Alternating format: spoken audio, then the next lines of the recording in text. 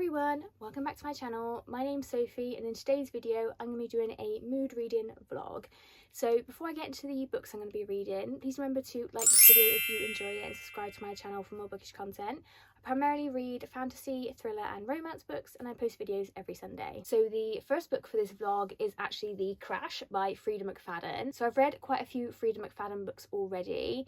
I really enjoyed like the Housemaid series, One by One, The Boyfriend. Recently I read The Tenant and I didn't really love that one too much, and The Inmate, again, they were kind of like just 3-star average ones for me. So I'm hoping that this one will be really good. I've heard like mixed things about her new ones. So this one is on Kindle Unlimited, and in this one we follow our main character Tegan, who is 8 months pregnant, and things happen to her. Gets herself into like a bit of a situation financially. Help with the stress, she decides to go and visit her brother. Now she leaves during a snowstorm. If she'd left earlier on in the day she would have avoided all of this, but she needed to pick up a shift at the grocery store. She needed the extra money, so she sets out. She gets caught in the storm, she has a car crash, and she thinks like, you know, no one's gonna find her. She's sort of in the wilderness, off the beaten track kind of thing, and we end up having a man called Hank comes to her rescue and takes her back to his house. She's very suspicious of him, like he's very sort of big and burly and quite not threatening, but he comes across that way a little bit. And he explains that his wife's a nurse, so they can look after her until they're able to call an ambulance. They can't go to the hospital, all the roads are covered in snow, and they have a basement converted into like a hospital kind of room. So I think, I can't remember if it was the wife's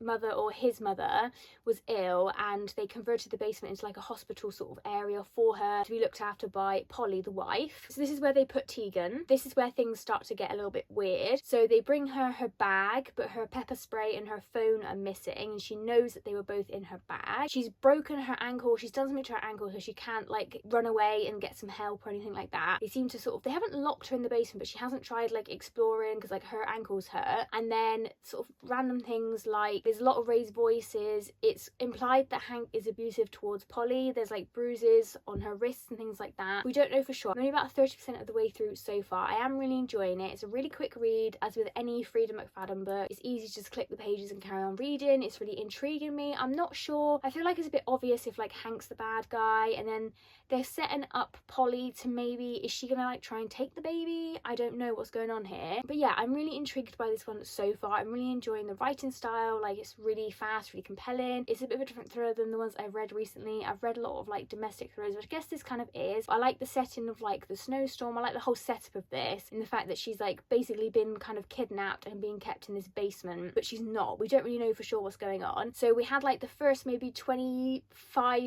was from Tegan's perspective, as sort of like, you know, setting up her story, and then the crash, and then what happened after. And then we've just gotten to part 2 and we've just had some chapters from a different perspective, which was before the crash. I'm not really going to go into too much detail about that because like I don't think it's not a twist or anything, but I don't want to spoil it. I know that like I like to go into my thrillers not knowing too much about them, and I know some people feel the same way. So I am really enjoying this one. So apart from the basic plot of this, I'm not going to really delve too much into it. There's not going to be no spoilers or anything like that. But yeah, really enjoying this one so far. I'm hoping to maybe get this one finished tonight. Like it's such a fast read, and it's only gonna be like 300 pages long, so I feel like I could do it. It's still quite early in the evening, so I think I could get this done. So yeah, I'm gonna go off and try and finish this one, and I'll check back in with you guys later. Hey guys, so I'm just checking back in, as last night I did finish reading The Crash by Freida McFadden, and I really don't know how I feel about this one. So I really enjoyed reading it, and like the whole ride of the book was really fun. It was really fast paced, quick to read, like really easy to digest. The main character just really kind of annoyed me at the end. So like I'm not going to go into spoilers or anything like that, but essentially it was very like anticlimactic, and I just feel like in the real world it never would have really been resolved like that. And I think maybe she's a bit naive and she thinks the best of people, I don't know, but I was just a bit kind of like, really? She's so forgiving of people when she shouldn't be. So again, I'm not going to go into spoilers, but it's essentially like, hypothetically, someone's tried to murder me, and then I'm just like, oh, but like they, you know, made sure that I was easily found. Like, I don't know, like it's really hard to explain. Like, I know, like someone tries to like chop my fingers off, but I'm like, oh, but I asked them really nicely and they chopped my left hand off instead of my right hand. Like she's so forgiving when she shouldn't be, and it just really annoyed me.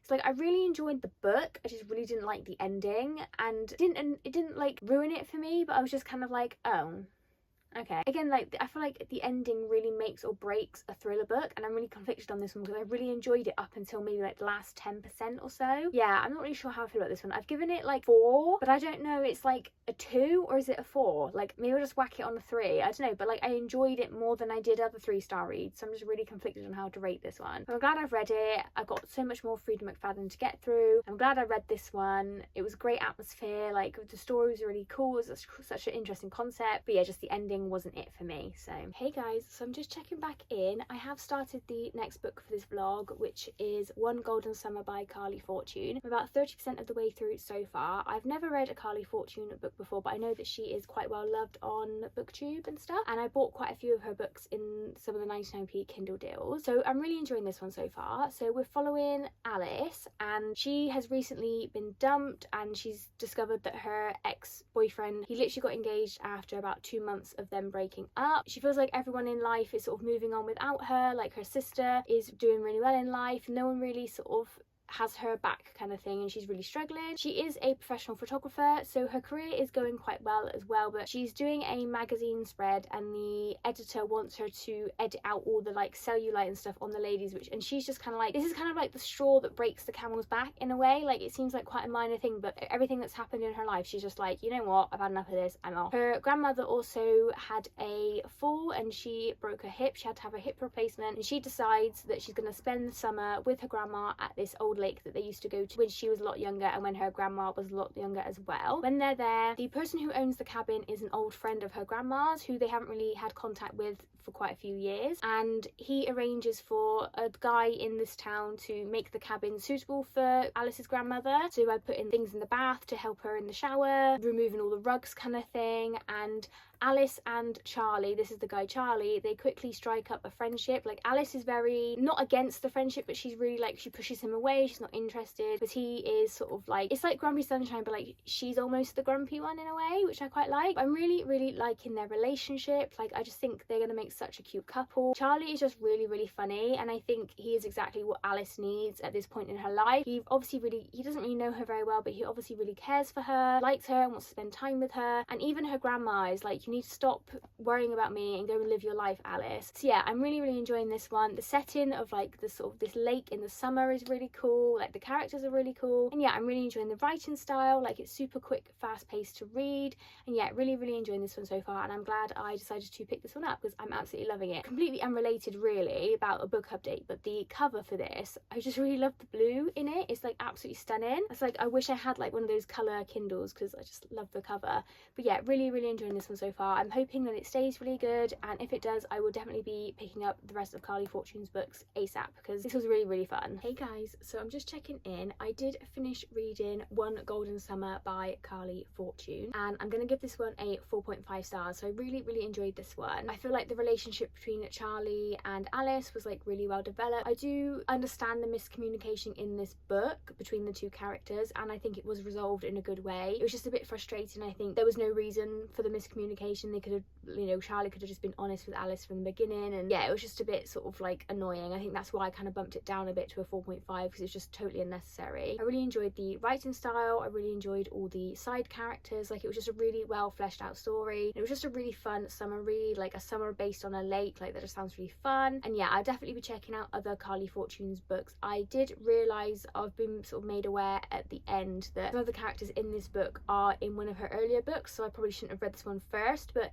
it wasn't a series or anything. I did look, there's no like series listed or anything like that, so that's a bit misleading really, but it's fine because I mean, you can't really spoil a romance book, right? Because like they end up happily ever after, so you know. Yeah, I really enjoyed this one. It was really quick, really compelling, like I said, like such a great atmosphere and just really fun. I think if you like Abby Jimenez, you'd really like Carly Fortune, or vice versa, because I think both of them do a really good job of doing like a really cute love story but with more complicated things going on. Like we had sort of, I'm not going to spoil sort of the main sort of twist sort of near the end, like the miscommunication reason. Alice really coming into herself with her career, like she's a photographer and really struggles to say no to people, and she's a people pleaser, and you really see her come into her own, sort of standing up for herself, and she's caring for her grandmother this summer, and it was really fun to see the grandmother go through some things as well and like overcome some conflicts that she had, and just the whole thing with Alice's family. She doesn't really ask a lot from them, and then when she does, sometimes they don't take her seriously. That was really fun to sort of see flipped on its head. So yeah, this was a really fun book. I loved all the characters. I really loved it, and I'd highly recommend. So yeah, that's that one done. Hey guys, so I'm just checking back in. I do have a couple of reading updates for this vlog. So the final 2 books for this vlog I'm kind of reading simultaneously because I'm kind of not really sure what I'm in the mood for, to be honest. It's a mood reading vlog and I don't know what I'm in the mood for. So first up, I'm just over 150 pages into Check and Mate by Ali Hazelwood. This one following our main character Mallory. She is the daughter of a chess grandmaster. We don't really know too much about what happened with her dad, but we know that he's not on the scene anymore and hasn't been for a few years. Her mother is really struggling with a sort of chronic illness. I can't remember what the illness is, and she's got a couple of younger sisters that she's supporting. So she gave up chess because her dad was obviously a grandmaster. She doesn't want anything to do with chess anymore, even though she's a fantastic player. She works at the local garage to earn money to help out with the bills and things because her mum can't work and they're really struggling for money. Her best friend enters her into a chess tournament and she begrudgingly plays, and she actually ends up beating the world champion Nolan Sawyer. So then Mallory is discovered by sort of some chess pros, and she's offered a fellowship to basically enter competitions and she will win cash prizes. Mallory doesn't tell her family that she is doing a job related